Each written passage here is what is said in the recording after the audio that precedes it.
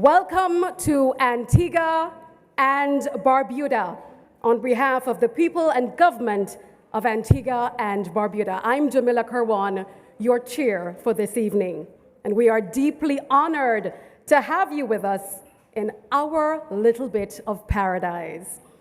Even though you've left your homes, you have come to another home in the Americas. So our house is your house. And I just learned this evening. Nuestra casa es su casa. Did I do that well? Thanks. As you entered the auditorium, you were serenaded by the vibrant rhythms of the Hell's Gate Steel Orchestra. And they are one of Antigua and Barbuda's oldest steel orchestras. And we thank them for that stirring accompaniment. Please give them a round of applause.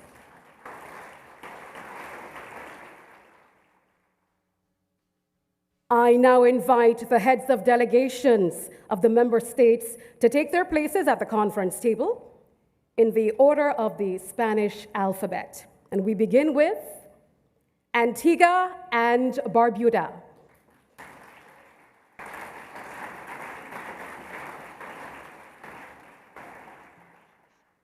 Argentina.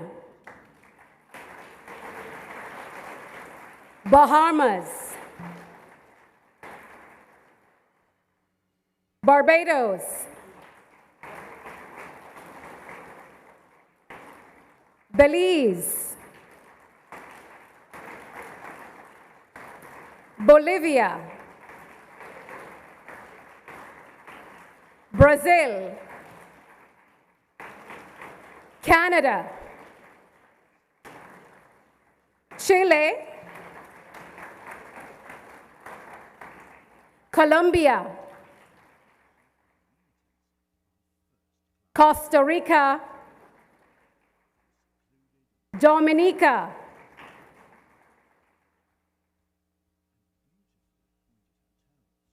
Ecuador,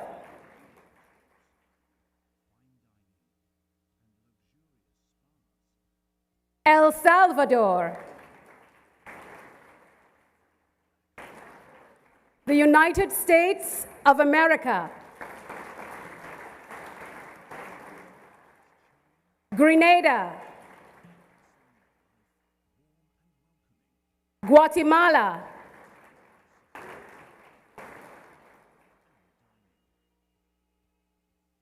Guyana,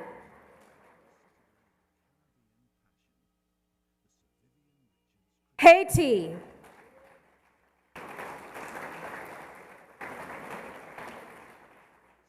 Honduras,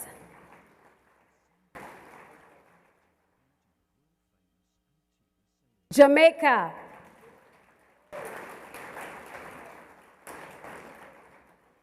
Mexico, Panama,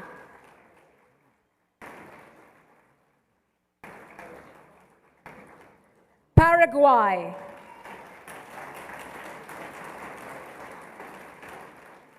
Peru,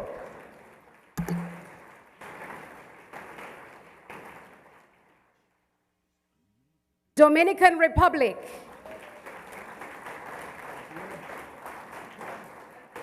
St. Kitts and Nevis,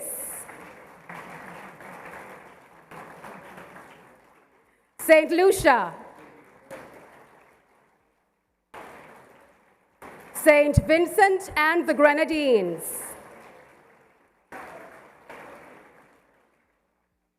Suriname, Trinidad and Tobago,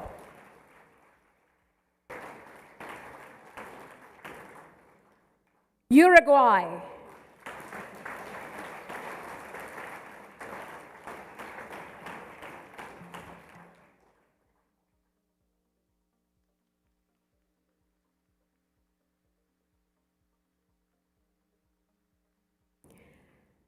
and now we welcome to the stage the principal participants in this evening's opening ceremony.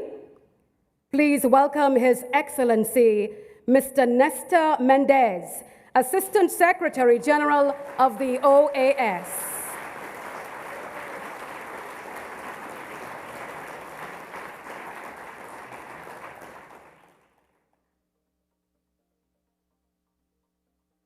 And now, in his first appearance as Secretary General since his election in March this year, we welcome His Excellency Mr. Albert Ramdin.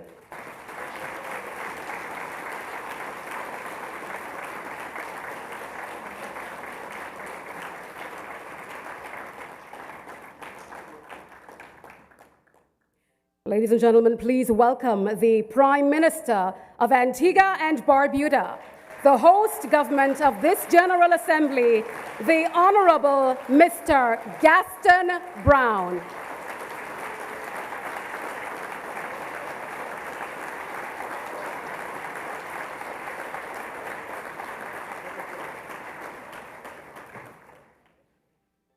I should have asked you to remain standing.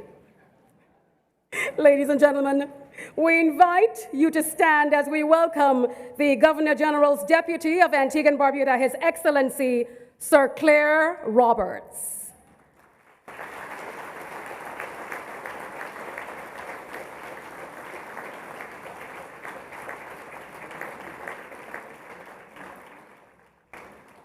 Please remain standing.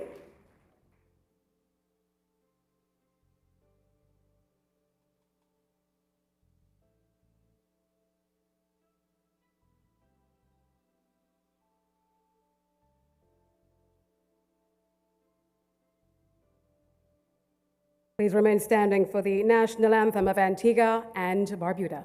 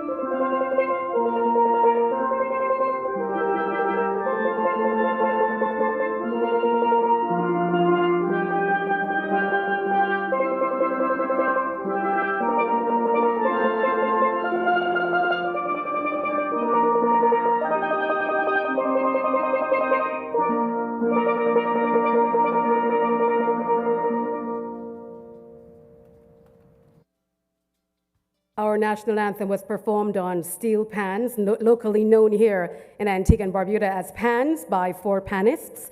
And please give them a round of applause. Thank you very much.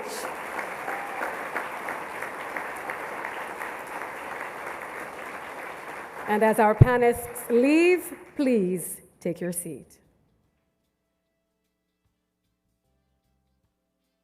Ladies and gentlemen, before we proceed to the essential addresses that will frame the essence of this assembly, we wish to share a taste of Antiguan and Barbudan culture with you. It's called A Taste of Antigua, just a little taste. And it's a cultural dance and vocal presentation that showcases our rich heritage, rhythms, and traditions, celebrating African, British, and Caribbean influences through colorful costumes and lively movements. This performance reflects the joyous spirit of our people and offers a momentary journey into the heartbeat of Antigua and Barbuda. Please relax and enjoy glimpses of our culture presented by the elite dancers, accompanied by Claudette C.P. Peters and Mr. Lincoln Blade Stanislaus.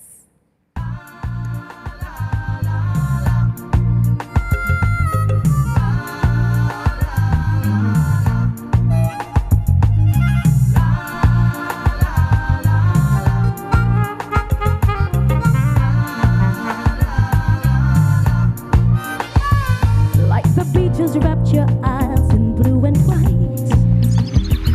Boy, my love for you will take you through the night. I'll be your angel, it will be my privilege to keep you from falling into any devil's bridge. Just like my two islands in the sun. Girl, we are one. Our love is one. And in the backyard of my arms, you may birth your tender charm. Two people Inseparable, one couple, inseparable.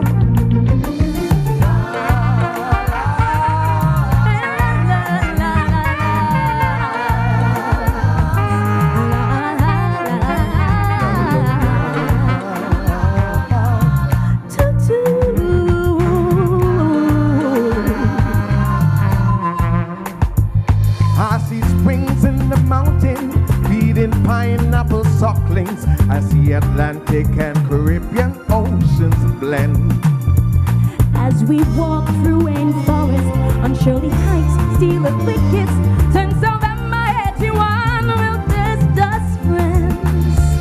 When evening pays the light of misty gray, Your love flows like sand on the Conscience Bay. you're the reason I face morning with a song.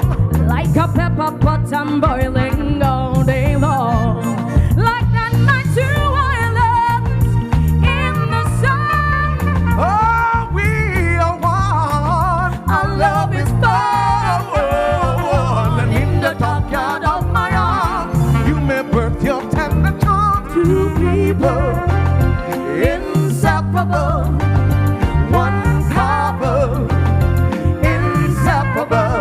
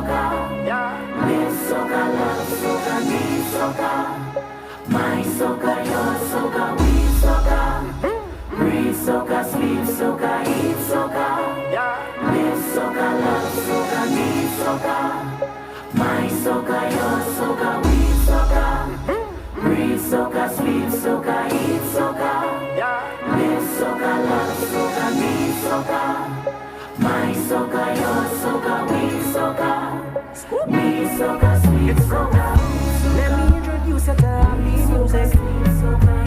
You will feel this deep in your soul. Once I get you smoke, you will never lose it.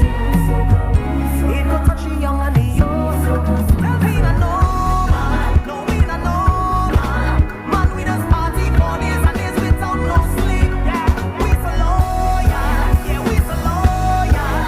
Anywhere in the world, so can love us as meet. It's going to be one.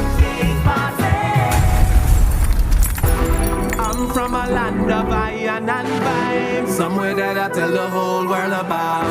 A place that party morning and night. If you can't keep up, then you get out. Could a hurricane, it could be a drought. On the road, I want mission we a carry out. Big energy when I'm running out. I can't wait on that day. Welcome to Antigua, Mars. These people have no behavior, they have no behavior. Welcome to Antigua, Mars. Clear out, how you know it's danger, how you know it's danger. When it comes to Mars, in my dad lane, we turn up. Love can devour us so badly. Can't get enough. Welcome to Antigua, Mars. These people have no behavior, they have no behavior.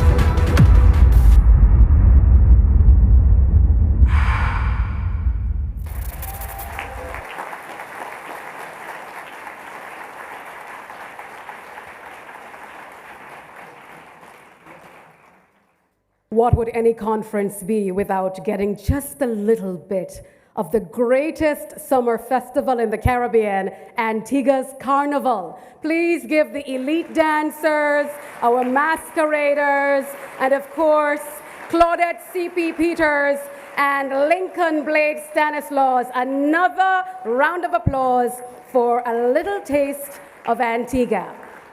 And just a little fun fact about Claudette C.P. Peters and Lincoln Blade Stanislaus. The genre of music you were just listening to is called soca, and that is our music. And those two, Blade and CP, they are our top soca performers in Antigua and Barbuda. So you just got a little bit of Antigua's Carnival. Another round of applause, please.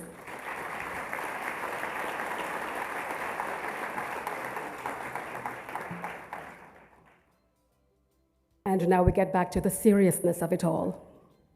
Distinguished heads of delegation, esteemed delegates, and honored guests, we now welcome His Excellency, Mr. Albert Ramdin, to make his inaugural address to an OAS General Assembly as Secretary General.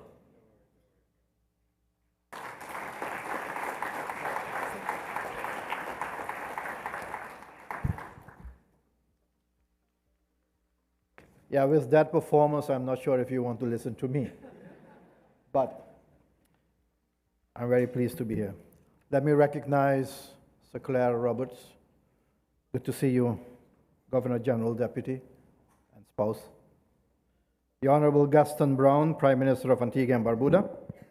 Members of the Cabinet of Antigua and Barbuda. Distinguished members, heads of delegations, ministers, distinguished permanent representatives, Assistant Secretary General Ambassador Nestor Mendes, distinguished permanent observers, colleagues from international and regional organizations, staff members of the Organization of American States, ladies and gentlemen all. Good evening. Tonight, at midnight, it will be exactly 1 month after I assumed this position. Exactly. So you understand my pleasure and that we are deeply honored to address today you as member states of the Organization of American States as the 13th and first Caribbean Secretary General of the Organization of American States, and to participate in this 55th regular session of the General Assembly. I wish to put on record our deep appreciation to the government and the people of Antigua and Barbuda, land of 365 beaches, everyday one, for their warm hospitality and for hosting this General Assembly, the first held in a Caribbean country since 2002. By convening us here, Antigua and Barbuda reaffirms their national commitment to the principles and the goals of the Organization of American States, and reminds us as well of the key role every member state must play in advancing our shared goals and common priorities. I would like to commend Antigua and Barbuda for selecting the theme for this conference, this General Assembly, Building Resilient, Inclusive Economies in the Americas. This theme captures both a shared hemispheric aspiration and a concrete commitment to advancing the well-being of our people. It also underscores the need for renewed collective action at a time when growth, resilience, and inclusivity are more than just ideals, but rather imperatives for survival and progress. I thank our host for convening the event earlier today on Uniting for Mental Health, an issue too often neglected, yet one that intersects every pillar of our work. Our citizens' well-being must remain central, not only in moments of crisis, but as a constant driver of our efforts. Ladies and gentlemen, Mr. Prime Minister, we live in unpredictable and uncertain times. We observe a weakening of the decade-long commitment to global cooperation on the basis of international law and a rule-based international architecture. The global context, marked by geopolitical tensions, socioeconomic volatilities, and rapidly evolving technologies, demonstrates the challenging and complex world we live in today. The international community faces not only violent conflicts in different regions, but also profound challenges to democratic governance and the sometimes unforeseen and worrisome impact of transformative technologies.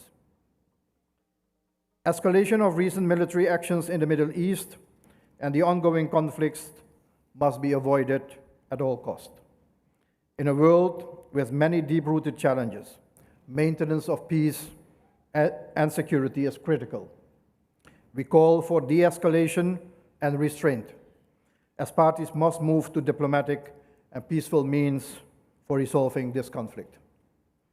Ladies and gentlemen, we are a hemisphere defined by remarkable diversity in geography, language, culture, and history, and much more.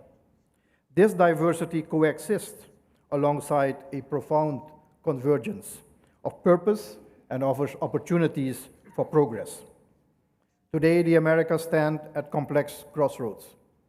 Political, economic, security and human rights, and climate change-related challenges are interconnected and mutually reinforcing forces which test the foundations of democratic governance and the strength of our institutions. Within our region, long-standing inequalities and rising violence have compounded distrust in democratic processes. At the same time, transnational organized crime, climate vulnerability, and uneven economic growth continue to strain our societies. Respect for and adherence to democratic principles, rule of law, and human rights, accompanied by sound financial and economic policies, must be demonstrated in furtherance of building a just and fair, a peaceful, prosperous, and equitable society for all. To be successful, a holistic and whole-of-society approach is essential. The OAS, as an institution in its new dispensation, stands ready to work with governments, inter-American institutions, civil society, and private sector to create a democratic, prosperous, and secure hemisphere. Ladies and gentlemen, democratic backsliding, economic inequality, and human rights violations are increasingly intertwined with a deteriorating security landscape. Transnational organized crime stands as a primary driver of violence, institutional fragility, and contested territorial control across the Americas. The path towards institutional strength and security in the Americas depends on addressing the region's development challenges as well. Economic stagnation and inequality continue to undermine institutional capacity, fuel political instability, and create the conditions in which violence and organized crime flourish. However, ladies and gentlemen, it is my firm belief that this is the time we, as a united hemisphere, must chart our own future away from this course. Let us recognize that through our hemispheric multilateral system, we possess not only the expertise and collective resolve, but also the institutional architecture to effectively respond to these challenges. The OAS has developed many initiatives that make meaningful contributions across each of these areas. And I'll mention some of those. The strengthening of our electoral systems and processes, and thereby the democratic foundations of our countries, has been at the core of the OAS work. We are grateful to those member states and permanent observers that have supported our missions over the years. We also, however, need deeper engagement by those countries that receive OAS missions but do not yet provide the tangible support that allows them to take place. The OAS plays a broader role in strengthening democratic institutions across the hemisphere. Through a range of country-specific missions and technical cooperation initiatives, we support member states in addressing complex governance challenges. Equally recognized are our efforts in the human rights realm, which have been recently streamlined. The Inter-American Commission on Human Rights, the most well-known organ of the OAS, has identified a series of troubling trends across the region, most notably, and I'll mention some, increasingly frequent suspension of constitutional guarantees in response to insecurity caused by organized crime, a notable shrinking civic space, disproportionate use of public force against protests, and a growingly hostile environment for human rights defenders. We must also be wary of a notable rise in hate speech, misinformation, infringements of basic human rights, and marginalized groups. The Human Rights Commission has become the Inter-American conscience, the voice we need to hear, even when it at times is uncomfortable. In 2024 alone, 123 merit reports were approved, a record number in the history of the Inter-American Human Rights Commission. In the area of multidimensional security, the OAS has deepened its support to member states through training, technical assistance, and community-based initiatives aimed at responding to the region's evolving threats. Just last year alone, over 21,000 individuals were trained or directly supported in areas such as landmine clearance, victim assistance, police professionalization, cybersecurity, and drug policy. While not a financing for development institution, the OAS plays a vital role in advancing sustainable development and prosperity across the Americas through technical cooperation, capacity building, policy dialogue, and strategic partnerships. The Inter-American Development Bank, amongst other regional banks, sub-regional development financing institutions, commercial banks, and foundations are our partners supporting sustainable and green development.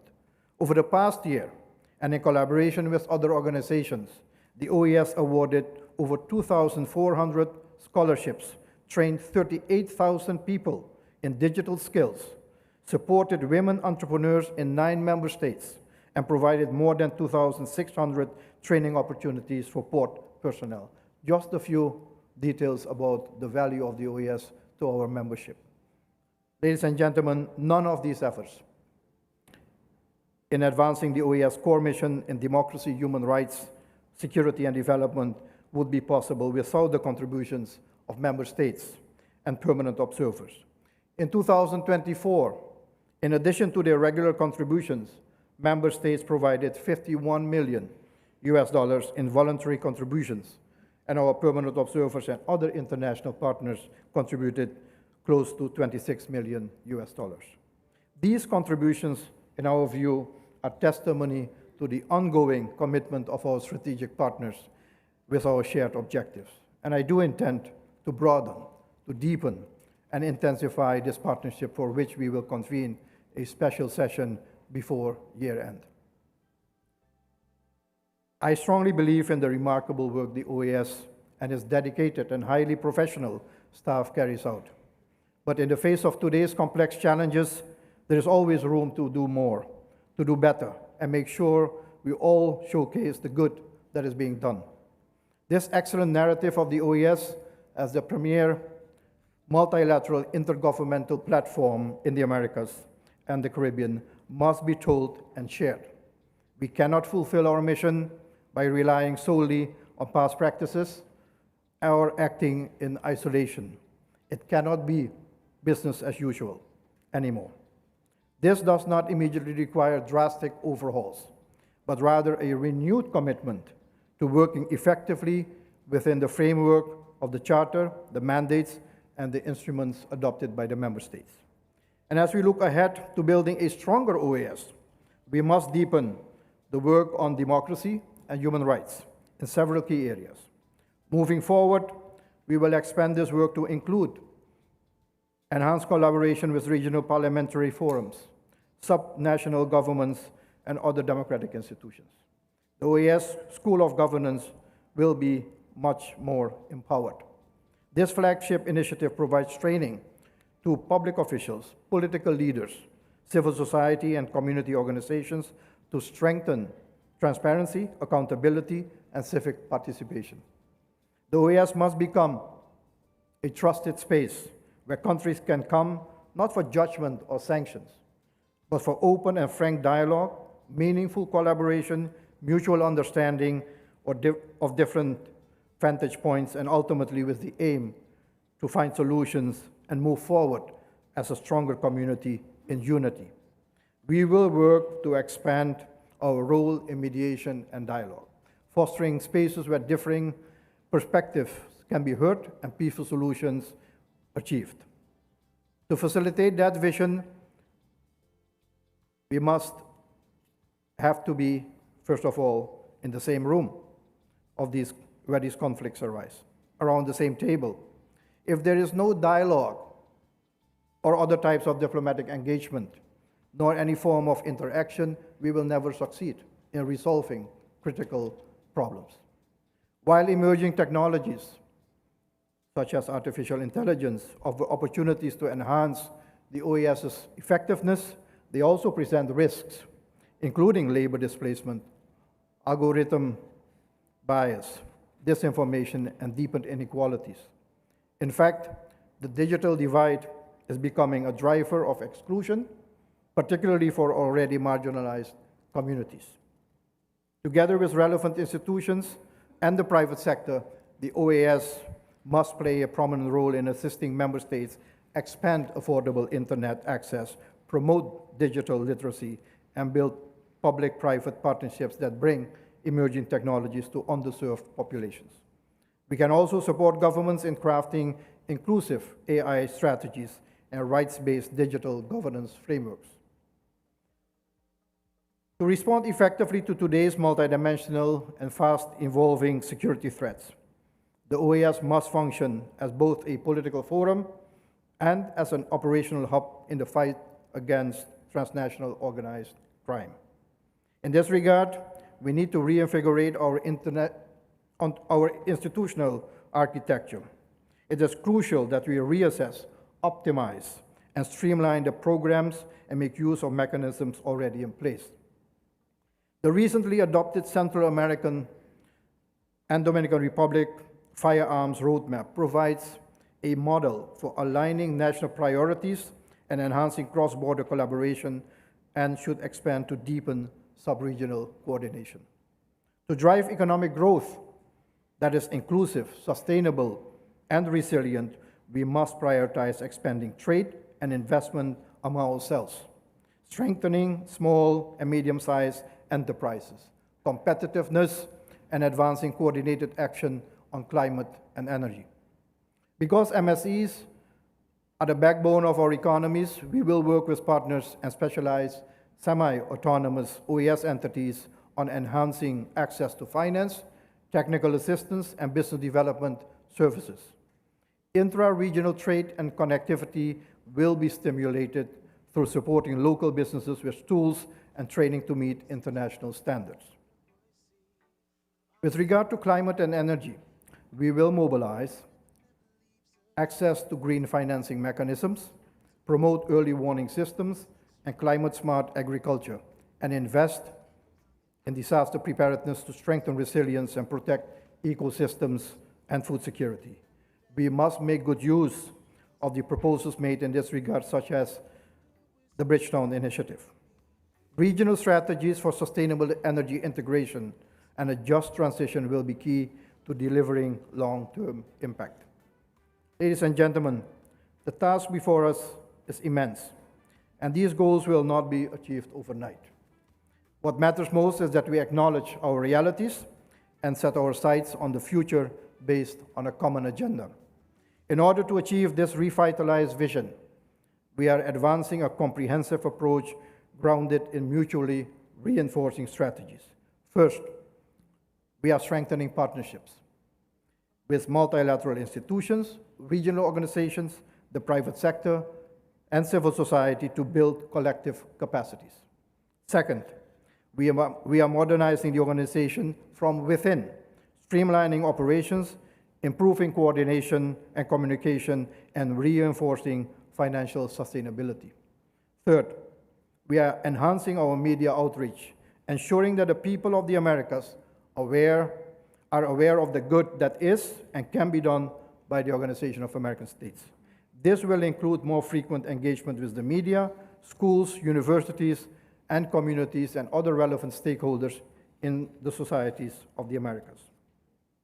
In this modernization and change agenda, the OAS does not stand alone, and we do not want and cannot stand alone. We need the support of member states to increase the efficiency of the political functions of the organization. We need to mobilize more technical and financial resources, and we need to align mandates with our inter-American partners. Building resilience across the Americas requires collective resolve and coordinated action. This is why we are relaunching strategic partnerships and institutional dialogue across the broader inter-American system, including regional development banks, permanent observers, the private sector, and civil society. This collaborative approach seeks to turn shared challenges into lasting economic growth and inclusive progress, fully aligned with the theme of the 55th OAS General Assembly. In this spirit, I must inform you that I met twice since my election on the 10th of March with the heads of the IDB, the Pan American Health Organization, and IICA to identify areas of synergy and agree to develop a joint agenda for the future of the Americas, a framework to guide and align our efforts moving forward. In the future, we will also advance an active agenda to deepen collaboration with other key sub-regional organizations.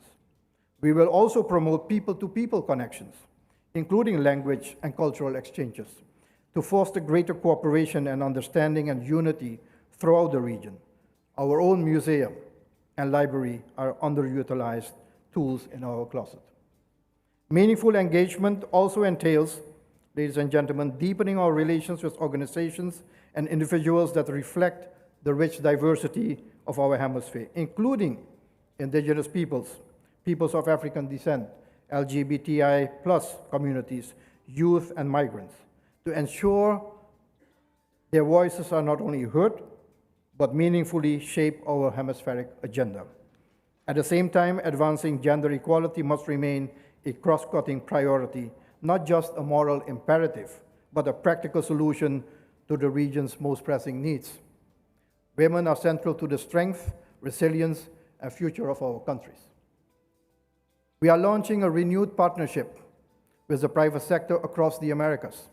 This partnership is based on the recognition that the defense of democracy begins with acknowledging that people also have the right to work, live in safety, and access to a dignified future. By aligning business leadership with long-term development goals and democratic values, the private sector can become a strategic partner in building peace and shared prosperity for the people of the Americas. To make all of this a reality, it has become apparent to us since my election a mere 3 months ago that we need to strengthen ourselves from within. As such, we are in the midst of undertaking internal efficiency assessments to eliminate counterproductive bureaucracy and ensure our structures are streamlined and aligned with the organization's priorities moving forward. In this spirit, we began with a seemingly simple but essential step, establishing simply regular cabinet meetings. These meetings not only capture insights from technical areas based on their work in the field, but also serve as a forum to define strategic priorities that are translated into action across the organization. But internal cohesion demands more than meetings. That is also why we have launched a broader institutional effort to dismantle silos, foster cross-departmental collaboration, enhance communication, and streamline operations to improve our overall effectiveness. Within the OAS General Secretariat, a revised organizational structure is being compiled to deliver on the needs of our stakeholders, being the member states. The objective is to deliver an organizational chart that reflects our aspirations for efficiency and focus on our strategic priorities: human rights, representative democracy and political affairs, security, and integral development. We are also reinstating full-time in-person work. As an international organization, we must bring our teams together physically to strengthen collaboration, to reinforce institutional culture, and renew our shared sense of purpose. Furthermore, I believe that it is also important that our staff is comprised of members representing all member states, regardless of the prevailing language. Many of these measures are aligned with the findings of the recent external evaluation of the OAS. Member states invested in this process, and they rightfully expect to see concrete follow-up on its recommendations. At the same time, the evaluation also underscored a critical point. Financial sustainability is not a marginal concern. Adequate funding is essential to preserving the organization's success. Without a solid foundation, financial foundation, the OAS cannot fulfill its mandate or respond effectively to the evolving needs of our region. Our budget should be based on a rational and prioritized articulation of what is required to operate effectively and the financing strategy to meet those needs. Ladies and gentlemen, allow me at this moment to address a matter which is and always has been, certainly for me as a CARICOM national, very near and dear to me. The state of play in our member state, founding member state, the Republic of Haiti. To solve the problems in Haiti, all the four pillars are at the core of the OAS,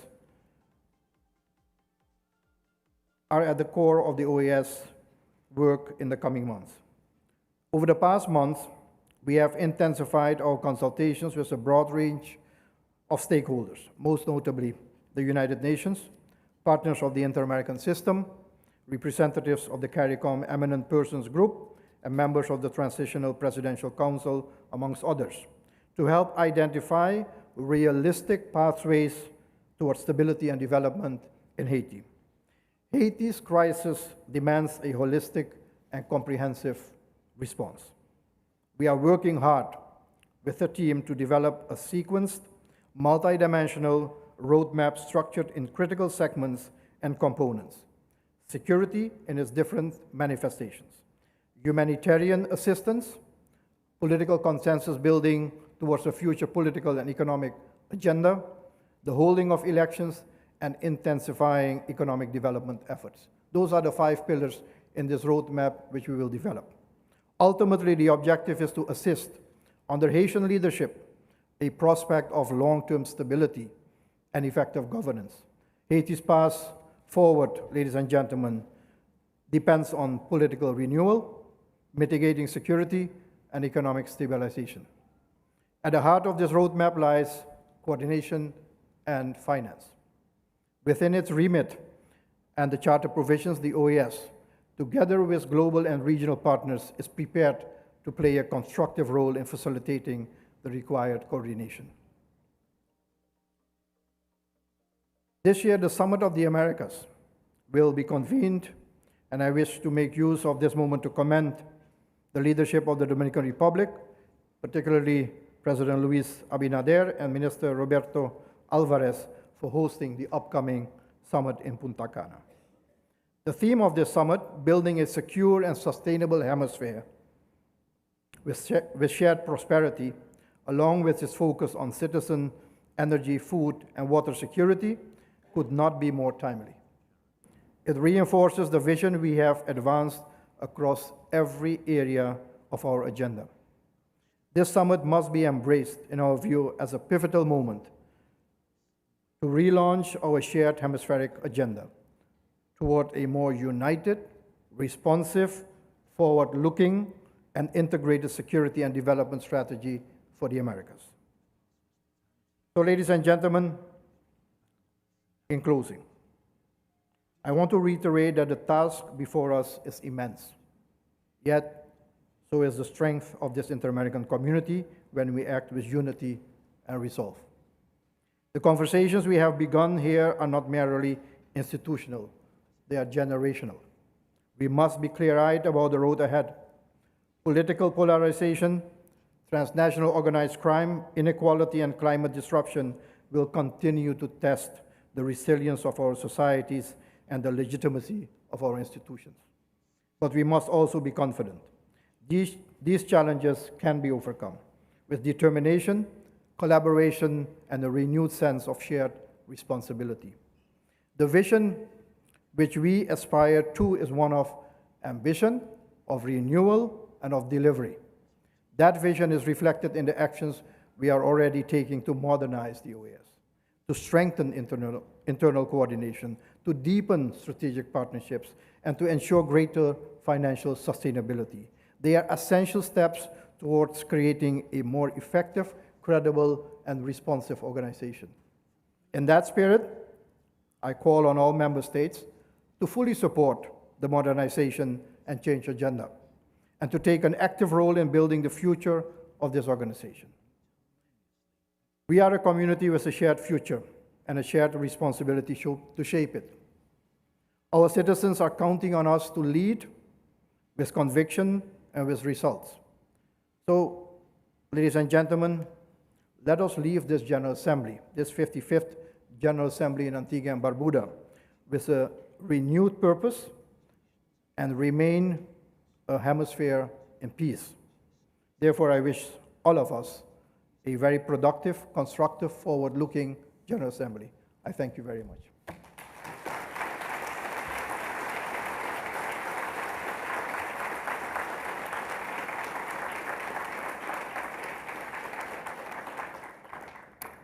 Thank you very much, Secretary General Mr. Ramdin, for your insightful inaugural presentation. And I see that you're also very au fait with one of our oldest tourism sales pitches. 365 white sandy beaches, one for every day of the year. That's our story. We're sticking to it. And if it rains while you're here, don't consider it rain. It's actually liquid sunshine. The holding of this General Assembly in Antigua and Barbuda was the brainchild of our Prime Minister, the Honorable Gaston Brown.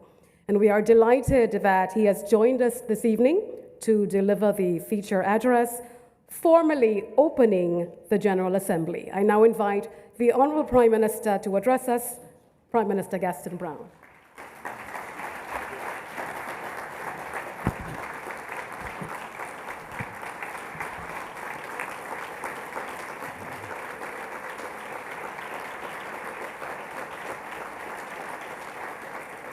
Thank you. Thank you very much, Madam Chair Lady. I acknowledge Sir Claire Roberts, our Governor General's Deputy, and Lady Roberts, ministers, heads of delegation, distinguished colleagues, and friends from across the hemisphere. I'm delighted to welcome you all to Antigua and Barbuda. Your presence here for the 55th regular session of the Organization of American States is a powerful affirmation of our shared commitment to confront the urgent problems before us. This assembly is not a mere formality. It is an imperative. At a moment when multiple crises confront each of us and all of us, we cannot afford isolationism or narrow nationalism. No nation, however large or small, affluent or emerging, can overcome these challenges in solitude. The lesson of the COVID-19 pandemic remains vivid. A virus respects no wall, bypasses every checkpoint, and ignores every travel ban. Likewise, illicit drugs weave their way through our communities, transnational criminal networks exploit our vulnerabilities, and the devastation of climate change spares no nation. These are not distant threats confined to a single capital or hinterland. They are shared crises that demand collective action, mutual support, and unwavering collaboration. This evening, as we convene, let us reaffirm this indisputable truth. By standing together, pooling our resources, our ideas, and our resolve, we can better and more effectively safeguard democracy, protect human rights, and secure a sustainable future for all our peoples. Moreover, in an era of great power competition, our region must foster international engagement that takes the form of cooperation rather than rivalry. When major economies work together, instead of erecting barriers, they unlock shared prosperity, driving innovation, investment, and trade that lift all partners. A collaborative approach would enable large states to address global challenges more effectively, while ensuring that Latin American and Caribbean countries benefit fully from technological transfers, infrastructure financing, and certainly market access. Let us urge every partner to set aside zero-sum thinking and embrace a spirit of partnership, one that recognizes our hemisphere not as a battleground for influence, but as a bridge to mutual growth and sustainable development. Distinguished delegates, we are reminded of the sacred charge in Article 1 of the OAS Charter to strengthen peace and security, to promote solidarity among the states, and to ensure justice and independence of nations. It is in this very spirit that we as peace practitioners continue to advocate for global peace and the cessation of all wars. Conflicts in the Middle East are not distant events. They have an impact on peace and stability worldwide, as well as on prices and logistics. We are all adversely affected by them, with a disproportionate impact on small, vulnerable states like Antigua and Barbuda. In this context, we must all echo the call for an immediate ceasefire in all theaters, as urged by President Donald Trump and the United Nations Secretary General Antonio Guterres. When such leading voices converge for peace, how can we remain silent in the face of suffering? Equally, in the interest of all humanity, we must insist that the Treaty on Non-Proliferation of Nuclear Weapons be fully respected as a cornerstone of international peace and security. And there must be continuous verification by the International Atomic Energy Agency with full access by its inspectors. Terrorism in all its forms must end, and peace must prevail.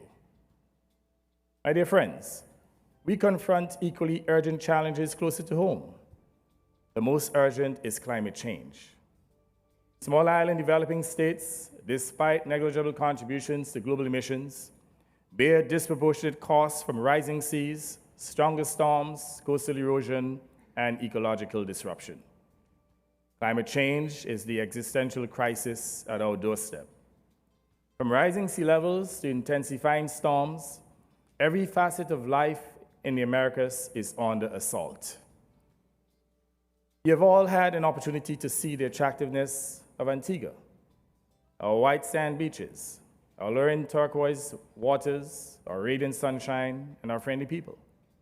Hopefully, you have also witnessed our development and infrastructure, our modern airport, our burgeoning housing, and our thriving commercial sector, understanding how we have built a welcoming home for tourists, a stable democracy for our citizens, and a people who contribute meaningfully to human society and the global community. Now, imagine returning here after decades of unchecked global warming, only to find the island unrecognizable, its charm and quality washed away, or worse, sunk beneath the sea. Just imagine. That is a stark reality we face if climate change continues at its galloping pace. This is why we are fighting climate change unrelentingly. And for us, climate change is real. We are fighting for our homeland, for our civilization, for our very soul. Because we are small, we may be the first victims of this crisis, but our fate will be a harbinger of devastation that will visit every nation in the Americas in its own measure. That is why we all have an obligation to our future generations to act now, to slash greenhouse gas emissions, to invest massively in renewable energy and resilient infrastructure, and to insist that the world's largest emitters provide the compensatory finance and technology we need. Only by doing so, we can ensure that with future visits to these shores, you return not to ruins, but to the same beauty, prosperity, and boundless hope you experience today. Member states of the OAS, acting together, can urgently forge a unified political response to this environmental crisis. I urge you to do so and to do so now. As climate threatens our shores, mental health also now imperils our societies. Antigua and Barbuda was proud to lead the drafting and negotiation of the resolution on addressing the critical mental health crisis in the Americas, which this Assembly will consider for adoption. We believe its passage is vital for every society and economy across our hemisphere. Why? Because mental illness is no abstraction. It drives untold human suffering and exacts a profound economic toll. Every day, more than 10 adolescents die by suicide, and 16 million young people live with mental disorders, costing our economies over $30 billion annually in lost productivity and social services. PAHO data indicate that roughly 47.2% of adults with mental health disorders in North America receive no adequate care. Now, interestingly, that figure jumps to a staggering 77.9% in Latin America and the Caribbean. These numbers should alarm us all.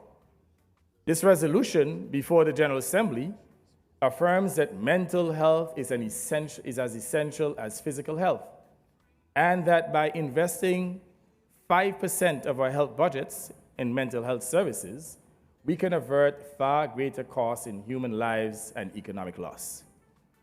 By adopting this resolution, we signal that no longer will mental health sufferers dwell in the shadows. Tonight, I urge us to banish the stigma that has pushed so many to the margins of human existence. Instead, let us make achieving mental health a cornerstone of human progress in our societies. As we confront health and climate challenges, we must also acknowledge a long-neglected reality. We've underestimated our capacity to transform ourselves and unite in building strong, resilient, and inclusive economies across the Americas. Our hemisphere's greatest assets, over 1 billion people, and rich energy and digital technology sectors could make us the world's most prosperous region. I have no doubt about that. By dismantling trade barriers, building transport and broadband corridors, and harmonizing regulations, we can unlock this promise. Let us make it happen. The OAS, uniquely empowered to convene governments, business, labor, and civil society, should launch a Bridge to Prosperity initiative to forge infrastructure and partnerships that unlock our shared potential. In the margins of this General Assembly, I hope our governments and the Secretary General will begin to explore this vital work and ignite a spark that can fuel such an ambitious endeavor. At the same time, we cannot ignore the scourge of transnational organized crime. Secretary General spoke to this issue extensively. Throughout our hemisphere, Criminal networks trafficking drugs, weapons, and human beings, undermining governance and stifling development. In Haiti, gang alliances now control over 85% of Port-au-Prince, displacing more than 1 million people and driving a humanitarian catastrophe. Compounding this crisis is the unchecked flow of firearms from manufacturing centers in our hemisphere, which feeds violence and crime across our cities and rural communities.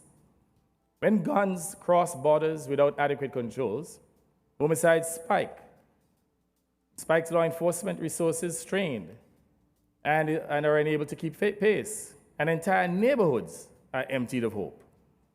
To curb this trend, every state, producer or recipient must strengthen export and import controls, mandate transparency, and enforce strict prohibitive penalties for illicit arms transfers. Neglecting this responsibility means tolerating bloodshed, eroding public trust in institutions, and promising our ability to foster safe and prosperous, and compromising our ability to foster safe and prosperous societies. Likewise, irregular migration and refugee flows exert further strain on our societies. Crises have prompted thousands to seek refuge across borders, overwhelming host countries' capacities, promoting anti-immigrant sentiments, and testing our collective solidarity. This is why our policies must protect human dignity and foster durable solutions. In this connection, regional coordination on migration and asylum is essential if we are to uphold the value of solidarity and the pillar of human rights that define the Organization of American States, OAS. At the same time, democracy faces fresh assaults across the hemisphere. We are witnessing a troubling retreat from multilateralism, a growing disdain for rule-based order, and the rise of tyrannical forces that threaten to corrode the institutions we hold dear. Disinformation spreads rapidly on digital platforms, promoting divisions and eroding public trust. Now is the time to reaffirm our defense of democratic principles, to combat hate speech, and to stand united against any attempt to disregard the rule of law. In this fractured environment, the Organization of American States remains indispensable. Without this institution, we would lose the only hemispheric forum where democracies convene to defend human rights, consolidate peace, advance development, and pursue shared prosperity.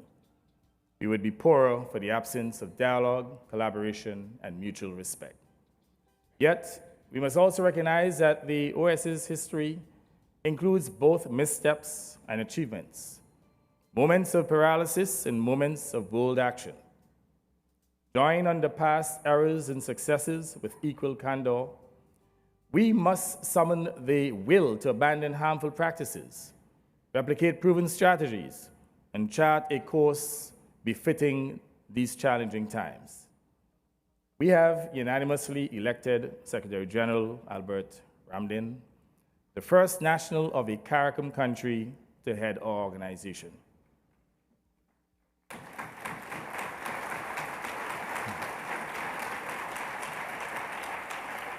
By so doing, OAS member states acknowledge the worth and contributions of the CARICOM group of the organization. Yet, we know that Secretary General Ramdin inherits an organization that is under-resourced and understaffed. However, for him to meet the challenges before us, the OAS must be strengthened, not weakened. So, let us be blunt. Today's OAS budget falls short. Staffing levels lag behind mounting demands in areas such as countering organized crime, cooperation in curbing drug trafficking, tackling cybercrime, and promoting international cooperation. Competing national political agendas have too often prevented consensus on resource allocation. We call on all member states to honor their commitments promptly and to empower the OAS Secretariat to respond rapidly to crises, from democratic backsliding to protecting the human rights of every citizen in our hemisphere. Antigua and Barbuda hosts this 55th regular session because we believe in the US's potential as our region's convening force. Let our deliberations this week ignite a new era of cooperation, shared responsibility, and mutual respect. Let us confront organized crime not through isolation, but through collective resolve and partnership.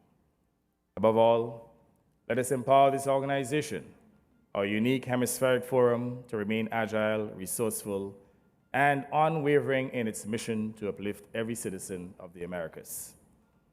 As we open this General Assembly, may the flame of solidarity light up our path and rekindle our shared purpose. Antigua and Barbuda welcomes you all with open arms and hopeful hearts. May wisdom guide your decisions, courage strengthen your resolve, and a commitment to non-discrimination and justice carry our people to a bright and prosperous future. Thank you.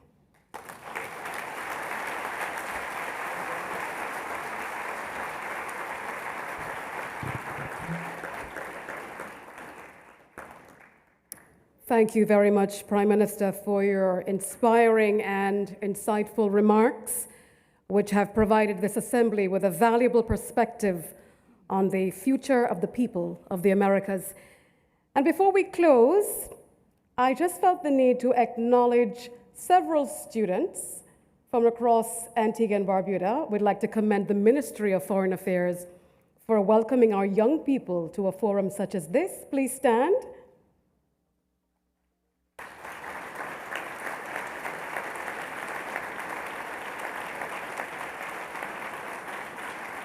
May I have your seat? If the children are the future, then it starts at this level. Thank you so much for joining us today. And ladies and gentlemen, I now have the great pleasure of bringing these formal proceedings to a close. On behalf of the people and government of Antigua and Barbuda, I invite you to join us at a reception on the lawns outside this building. So thank you all very much for your presence, your attention, and your commitment to our shared endeavors in the Americas. Have a good evening. I'm Jamila Kirwan.